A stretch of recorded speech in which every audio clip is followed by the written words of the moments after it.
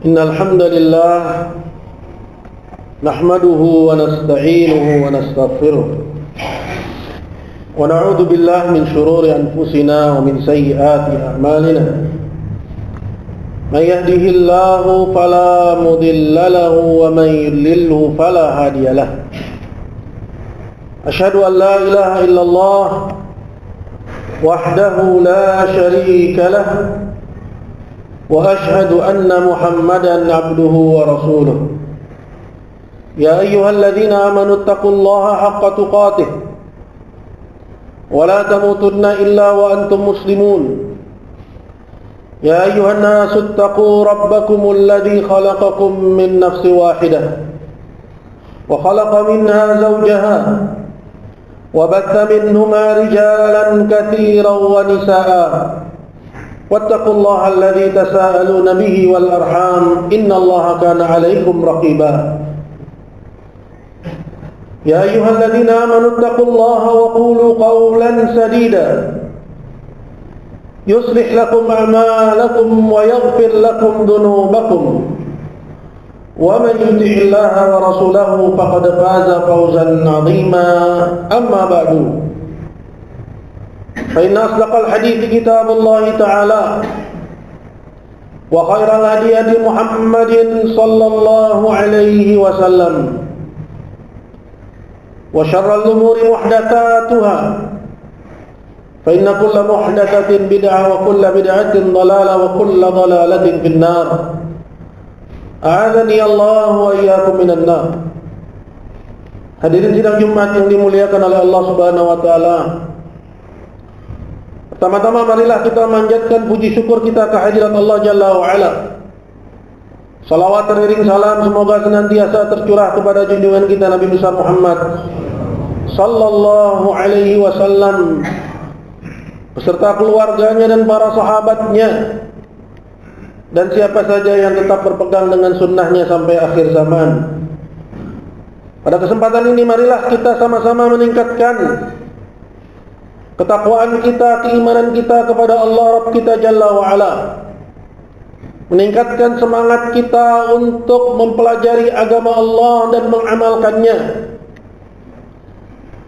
karena ketakwaan merupakan jalan keluar dari semua persoalan dan kesulitan hidup. Allah Subhanahu wa taala berfirman dalam Al-Qur'an, "Wa may yattaqillaha yaj'al lahu makhraja." Dan barang siapa yang dia bertakwa kepada Allah, maka Allah akan beri kepadanya jalan keluar dari kesulitan hidupnya. Sidang Jumat yang dimuliakan oleh Allah Subhanahu wa taala, Al-Bukhari meriwayatkan dalam kitab Adabul Mufrad dan juga At-Tirmidzi dari sahabat Salamah ibni Abdullah Al-Khatmi dari ayahnya bahwasanya Rasulullah sallallahu alaihi wasallam bersabda, "Man asbaha minkum aminan fi sirbih, mu'afa fi jasadih, indahu qutu yaumih, faka'annama hizat lahu dunya bihadzafiriha." Yang artinya kata Nabi, barang siapa dari kalian yang hari itu dia aman di negerinya, sehat badannya, punya makanan untuk hari itu, maka seolah-olah dihimpun untuk dia dunia dan segala isinya. Hari ini dimuliakan Allah. Pada hari ini Nabi kita Muhammad sallallahu alaihi wasallam menghimpun unsur-unsur kebahagiaan. Barang siapa yang bisa menghimpunnya dalam kehidupannya, maka kebahagiaannya adalah kebahagiaan yang sempurna. Dan barang siapa yang luput darinya dari tiga unsur kebahagiaan ini, maka luput darinya kebahagiaan sesuai dengan kadarnya. Yang pertama, yang Nabi kita Muhammad sallallahu alaihi wasallam sebutkan sebagai unsur kebahagiaan adalah tercapainya dan terciptanya rasa keamanan. Tidak dipungkiri bahwa keamanan di satu negeri merupakan nikmat dari Allah Subhanahu wa taala. Oleh karena itu, syariat mengajarkan untuk umatnya menciptakan keamanan dan menghalau semua yang bakal menyebabkan hilangnya keamanan. Allah Subhanahu wa taala berfirman dalam Al-Qur'an, "Walladzina amanu wa lam yalbisu imanahum bidzulmin, ulaika lahumul amnu wa hum muhtadun." Yang artinya, dan orang-orang yang mereka beriman dan tidak mencampuri keimanannya dengan kezaliman apapun, mereka itulah orang-orang yang mendapatkan keamanan, dan mereka itulah orang-orang yang mendapatkan petunjuk. Allah Jalla wa Ala menerangkan dalam ayat ini bahwa kapan seorang menyempurnakan keimanannya, maka dia mendapatkan keamanan yang mutlak, yaitu keamanan di dunia dari apapun yang dia khawatirkan, dari kekufuran, dari kemaksiatan, dari kebid'ahan, dan juga dari apapun yang dia takutkan, apakah dari orang jahat ataukah dari musibah, termasuk juga aman dari rasa kekurangan dan kefakiran. Dan ini merupakan janji Allah Jalla wa'ala kepada orang yang menyempurnakan iman. Di dunia dia mendapatkan keamanan, dan di akhirat pun dia mendapatkan keamanan dari azab Allah dan siksa apinya. Ketika turun ayat ini, maka para sahabat merasakan kok ayat ini berat. Karena Allah Jalla wa'ala mengatakan bahwa keamanan itu dan hidayah itu hanya bisa diraih oleh orang yang tidak melakukan kezaliman. Mereka menyangka bahwa seorang harus bersih dari kezaliman seluruhnya. Sedangkan kezaliman itu ada 3 macam. Yang pertama adalah zulmul abdi rabbah. Seorang hamba menzalimi Rabbnya dengan melakukan kesyirikan. Yang kedua, zulmul abdi nafsah. Seorang hamba menzalimi dirinya dengan melakukan kemaksiatan antara dia dengan Rabbnya. Dan yang ketiga adalah zulmul abdi ghairah. Seorang hamba menzalimi orang lain, baik dengan ucapan, dengan perbuatan, atau dengan keputusan. Maka para sahabat ketika itu menyangka bahwa untuk mencapai kesempurnaan ini adalah suatu hal yang sulit. Di situ mereka berkata kepada nabinya, "Ya Rasulullah, wahai Rasulullah, fa ayyuna lam yadhlim nafsah?" Siapakah dari kita yang bisa selamat dari kezaliman semuanya? Karena sudah menjadi hal yang diketahui bahwa seorang muslim bisa jatuh kepada maksiat. Seorang muslim bisa jatuh kepada dosa. Seorang muslim bisa jatuh kepada pelanggaran. Maka karena anggapan ini, para sahabat menganggap bahwa hal ini sulit untuk direalisasikan. Maka Nabi SAW pun mengatakan, "Tidakkah kamu pernah mendengar ucapan seorang hamba yang saleh, maksudnya Luqman, inna syirka la dzulmun adzim." Sesungguhnya kesyirikan adalah kezaliman yang paling besar. Maka barang siapa yang selamat dari kezaliman terbesar, di mana dia mati dalam keadaan muslim, tidak melakukan kesyirikan yang besar yang mengeluarkannya dari Islam, maka dia mendapatkan pondasi dari keamanan. Sekalipun dia jatuh kepada kezaliman yang lain, maka dia mendapatkan keamanan yang kurang, sekalipun dia punya pondasi keamanan itu. Adapun orang yang jatuh kepada kesyirikan yang besar dan dia belum bertaubat darinya, kemudian mati dalam keadaan musyrik, maka orang tersebut tidak mendapatkan keamanan sama sekali dari Allah Subhanahu wa taala. Tidak di dunia, hidupnya dipenuhi dengan kegelisahan, hari-harinya dipenuhi dengan kegalauan, setiap saatnya hatinya dipenuhi dengan kegundahan akibat keyakinannya yang salah kepada Allah Subhanahu wa ta'ala. Dan itu belum lagi ditambah dengan kezaliman-kezaliman dia yang lain yang dia lakukan di samping kesyirikannya kepada Allah Subhanahu wa ta'ala. Tapi barang siapa yang selamat dari 3 macam kezaliman, dia tidak melakukan kesyirikan, tidak menzalimi dirinya dengan melakukan kemaksiatan kepada Rabb-Nya, dan tidak pula menzalimi orang lain, maka dia mendapatkan keamanan yang sempurna. Maka keamanan merupakan nikmat yang besar dari Allah Subhanahu wa ta'ala, dan dialah janji Allah Jalla wa'ala untuk orang-orang yang beriman. Yang kedua, yang disebutkan oleh Nabi kita Muhammad sallallahu alaihi wasallam dari unsur kebahagiaan adalah kesehatan. Tidak dipungkiri bahwa kesehatan merupakan sebab kebahagiaan. Orang yang hidupnya sehat, dia mendapatkan kebahagiaan yang lebih dibandingkan dengan orang yang sakit. Akan tapi kesehatan, ayyuhal hadirun, dia bisa jadi bagi seorang adalah nikmat, dan bagi orang lain adalah musibah dan bencana. Sebagaimana yang disabdakan oleh Nabi kita Muhammad sallallahu alaihi wasallam dalam sebuah hadis, beliau berkata, "Ni'matani maghbunun fihima katsirun minan nas, as-sihhatu wal faragh."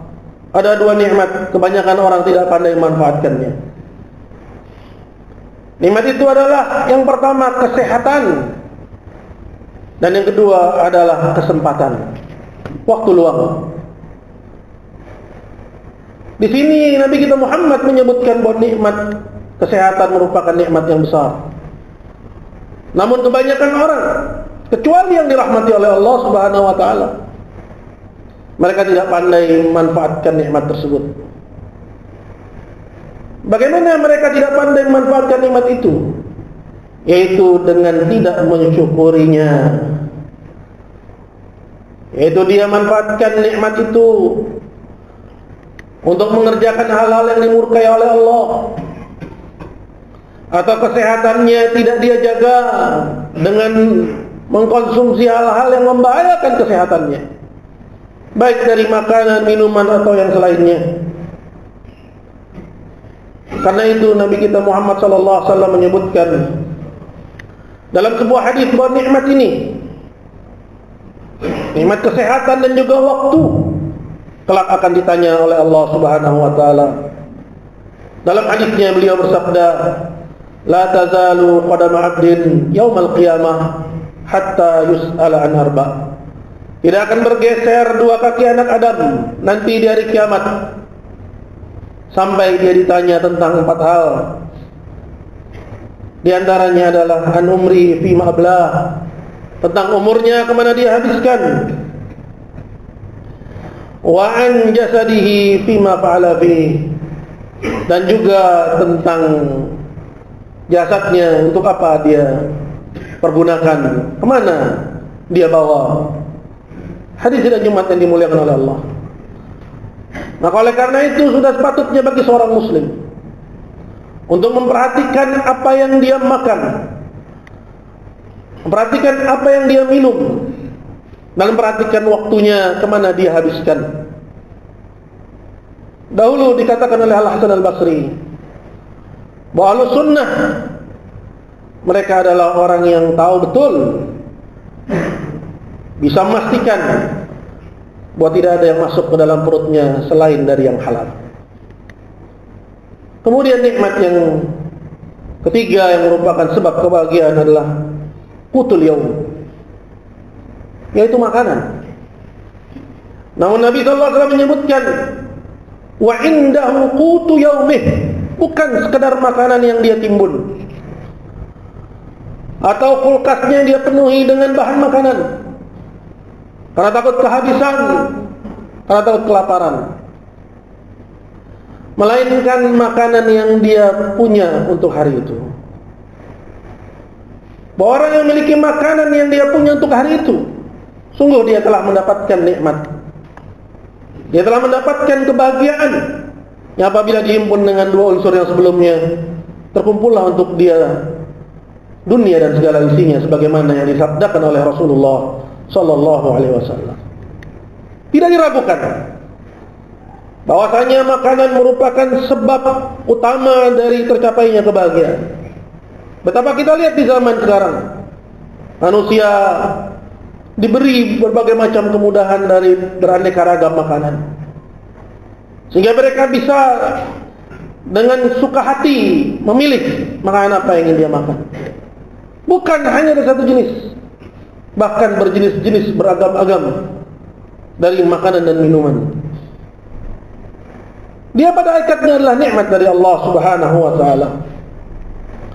Maka oleh karena itu hilangnya nikmat makan, apakah disebabkan karena seorang tidak mampu lagi untuk mengonsumsi makanan, ataukah hilangnya sumber bahan pokok disebabkan karena naiknya harga, seperti yang terjadi sekarang ini berupa kenaikan harga beras, atau tertundanya panen disebabkan karena kemarau yang panjang, dia merupakan musibah.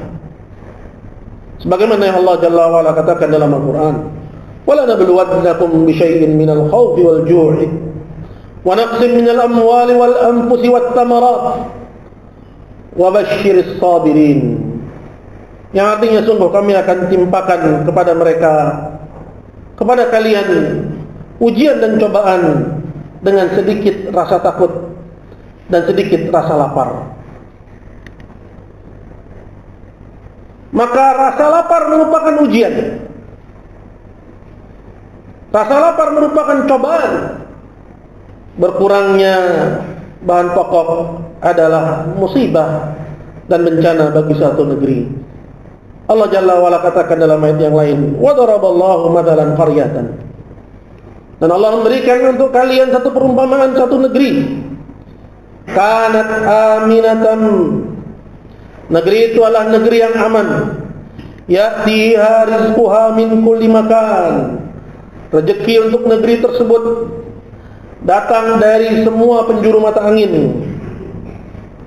Tapi mereka lupa bersyukur kepada Allah Subhanahu wa taala. Kata Allah Jalla wa Ala, "Fakafarat bi an'umillah." Mereka malah kufur atas nikmat-nikmat Allah tersebut. Maka apa yang terjadi? Allah mengatakan, "Fadzaqaha Allahu libasal khawfi wal ju'i bima kanu yasna'un." Maka Allah kenakan kepada mereka kelaparan ibarat pakaian. Dan kelaparan menimbulkan ketakutan. Karena kelaparan bisa menciptakan chaos di mana-mana. Karena manusia harus makan. Maka ini dua konsekuensi yang tidak bisa dipisahkan. Karena itu Allah sebutkan dua-duanya saling bertalian. Kata Allah Jalla wa Ala, "Fadzaqaha Allahu libasal khaufi wal ju'."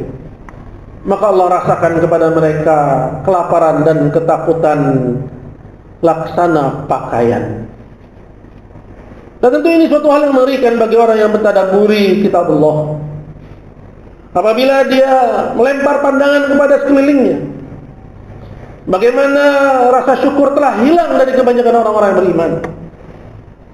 Mereka berluas-luasan dalam makanan hingga tidak takut bahwa pada perbuatan tersebut terdapat unsur tadbir, mubazir, atau berluas-luas dalam hal makanan dan minuman hingga makan apa yang diharamkan oleh Allah. Apakah zatnya yang haram atau cara mendapatkan uang untuk membelinya, ataukah cara untuk mendapatkannya dengan cara-cara yang haram? Maka ini dimuliakan Allah Subhanahu wa taala. Apa yang Allah Subhanahu wa taala berikan kepada seorang hamba dari nikmat-nikmat tersebut, wajib bagi seorang untuk dia mensyukurinya. Tandanya seorang juga bertaubat kepada Allah Subhanahu wa taala dari semua kelalaiannya terhadap agama Allah. Allah Jalla wa Ala berfirman dalam Al-Qur'an. Kata Allah Jalla wa Ala, "Wa itta'adzana rabbukum la in syakartum la azidannakum wa la in kafartum inna 'adzabi lasyadid." Dan ingatlah ketika Rabb kalian mengumumkan dan proklamirkan, jika kalian bersyukur mensyukuri nikmatku, la azidannakum, maka aku akan tambah nikmatku itu kepada kalian. wala in kafartum, dan kalau kalian memilih jalan kufur atas nikmat Allah. Yang pertama, dengan menyandarkan nikmat itu kepada selain Allah. Yang kedua, dia tidak memuji Allah atas nikmat itu. Dan yang ketiga, dengan cara dia menggunakan nikmat tersebut bukan di jalan ketaatan kepada Allah. Kata Allah, inna adzabi lasyadid, sesungguhnya adabku amatlah pedih. Barakallahu li wa lakum fil Qur'anil azim, wa nafa'ani wa iyyakum bima fihi minal ayati wa dzikril hakim, wa astaghfirullah li wa lakum innahu huwal ghafurur rahim.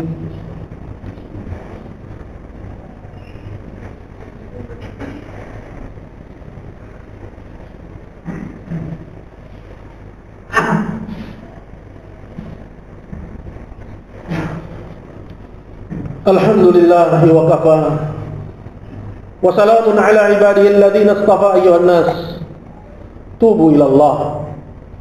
Marilah kita sama-sama bertaubat kepada Allah Subhanahu wa taala, dan betul-betul memahami bahwa setiap kemaksiatan itu akan menghadirkan akibat, baik disadari ataukah tidak. Tidak dipungkiri bahwa di masa-masa kita seperti sekarang ini, kita mengalami kekeringan yang panjang. Hujan menolak untuk turun dalam waktu yang tidak sebentar.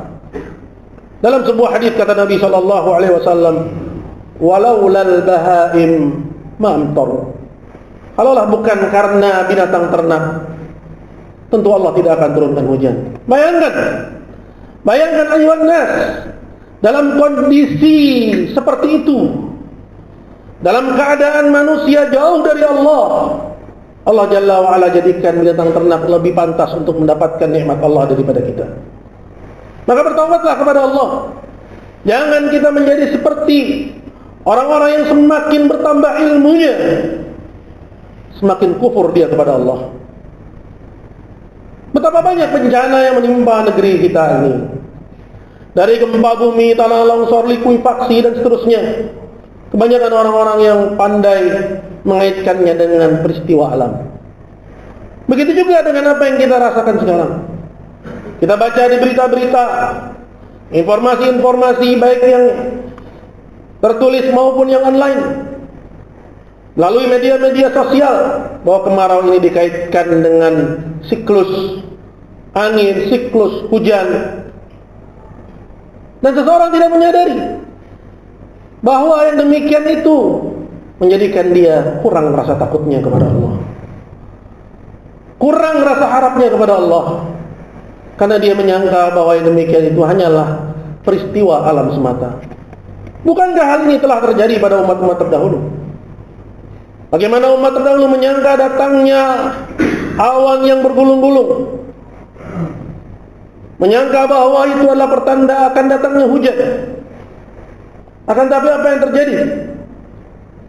Yang terjadi, kata Allah Subhanahu wa taala, rihun fiha adzabun alim. Itu adalah angin yang padanya terdapat azab yang pedih. Tudammiru kulla syai'in biidzni rabbiha, yang menghancurkan segala sesuatu dengan izin Rabbnya. Fasbahu la yura illa masakinuhum, sehingga tidak lagi tampak selain yang tersisa hanya tempat-tempat tinggal mereka saja. Betapa banyak orang tertipu dengan tanda-tanda alam, tertipu dengan ilmunya. Betul bahwa satu ilmu itu memiliki hubungan sebab akibat, akan tapi jangan lupakan bahwa di sana ada sebab syar'i yang mana ini seringkali luput dari pandangan orang-orang yang pandai. Bahwa kemaksiatan adalah sebab datangnya bencana, tidak taubat kepada Allah adalah sebab datangnya musibah. Maka wajib bagi kita semua untuk meningkatkan rasa takut kita kepada Allah, memperbanyak taubat kita kepada Allah, agar Allah Subhanahu wa taala menjaga nikmat ini untuk kita, menambah untuk kita nikmatnya, dan menyelamatkan kita dari hal-hal yang kita khawatirkan dan apa-apa yang kita takutkan. Semoga Allah Subhanahu wa taala menjadikan kita hamba-hamba yang senantiasa bertakwa kepadanya, kembali kepada agamanya, senantiasa mau untuk mempelajari dinnya, mempelajari Islam, sehingga dia tahu apa yang halal dan apa yang haram dalam semua lini kehidupannya. Semoga Allah Subhanahu wa taala kelak mematikan kita di atas Islam semuanya, amin. innahu waliyyu dzalika wal qadiru alaih. Allahumma shalli ala Muhammad wa ala ali Muhammad kama shallaita ala Ibrahim wa ala ali Ibrahim innaka Hamidum Majid. Wa barik ala Muhammad wa ala ali Muhammad kama barakta ala Ibrahim wa ala ali Ibrahim innaka Hamidum Majid. Allahumma ighfir lil muslimin wal muslimat wal mu'minin wal mu'minat al ahya'i minhum wal amwat. Rabbana innana sami'na munadiyan yunadi lil imani an aminu bi rabbikum fa amanna. Rabbana faghfir lana dhunubana wa kaffir 'anna sayyi'atina wa tawaffana ma'al abrar. Rabbana wa atina ma wa'adtana 'ala rusulik wa la tukhzina yawmal qiyamah innaka la tukhliful mi'ad. Rabbana atina fid dunya hasanah wa fil akhirati hasanah wa qina adzaban nar. Wa akhiru da'wana anil hamdulillahi rabbil alamin wa aqimis salat.